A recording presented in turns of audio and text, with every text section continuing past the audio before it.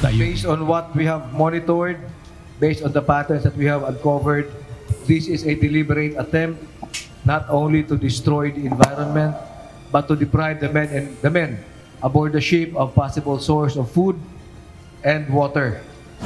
Check nyo yung mga cyanide dyan, cyanide. Yan na, yung mga bote, Bote, cyanide. Yan. October 24, 2025, nang naaktuhan ng mga tauhan ng Philippine Navy ang mga Chinese fishermen sa paligid ng BRP Sierra Madre sa Ayungin Shoal. Ilang minuto pang nakipaghabulan ang mga sundalo sa mga Chinese dahil nagtangka silang tumakas.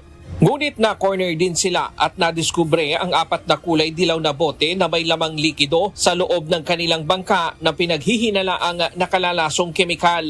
Pero pinakawalan din ang mga mangingisdang Chinese dahil makokompromiso ang BRP Sierra Madre at aantayin pa ang susunod na rore para dalhin sila sa Palawan kung ikukulong ang mga ito. Sa loob ng mahigit 1 taon, 4 na beses naulihan ang mga mangingisdang Chinese na may dalang hinihinalang mga bote ng cyanide sa paligid ng Ayungin Shoal. Una noong February 20, 2025 na nasundan pa noong July 2, 2025, October 24, 2025 at pinakahuli nito lamang Marso ngayong taon.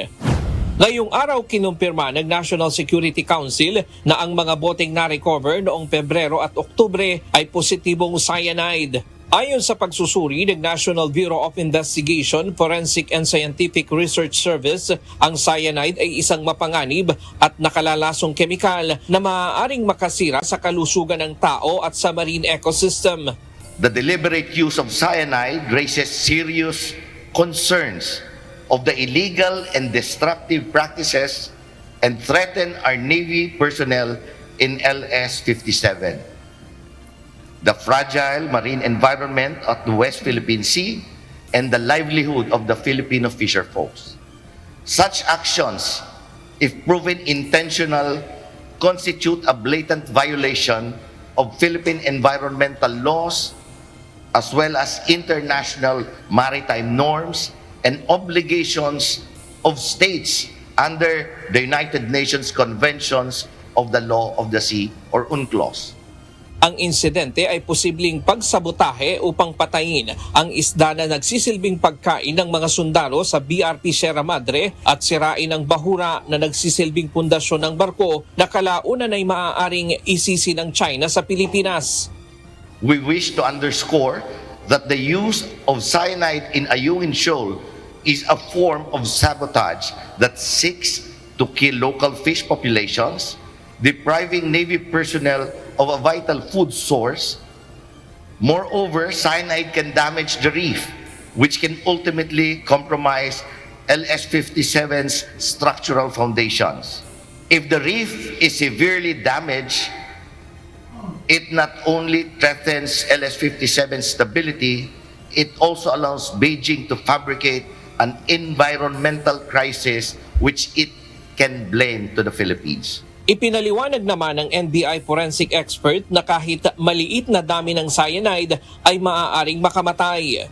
The water sample gave positive results for the presence of cyanide, which is a violent poison. Ipinakita din ng Philippine Navy ang lawak ng pinsala sa mga coral reef sa paligid ng barko. Kabilang na ang mga patay na bahura at mga lambat na inilatag upang harangin ang pagpasok ng mga sasakyang pandagat. Posible anyang bago pa man ang February 2025, ginagawa na ng mga Chinese fishermen ang ganitong paggamit ng cyanide sa paligid ng Ayungin. But if you see the scope of the damage to the corals, based on our assessment, it goes way back before February 2025. We could not yet give an exact date when they started using this, but in the past we have had reports of Chinese fishermen using illegal fishing methods that would include the use of cyanide and fine meshed nets. So these are both detrimental to the environment. Sa ngayon, inatasan na ng pamahalaan ng Armed Forces of the Philippines at Philippine Coast Guard na palakasin ang kanilang presensya sa lugar. Isusumite ng National Security Council sa Department of Foreign Affairs ang forensic result ng NBI para sa paghahain ng kaukulang diplomatic protests. Sa ngayon, umabot na sa 245 ang hinihaing diplomatic protest laban sa China simula noong 2022. Ryan Lacanlale, UNTV News and Rescue. Diyos ang aming sandigan, serbisyo publiko ang aming pinahahalagahan.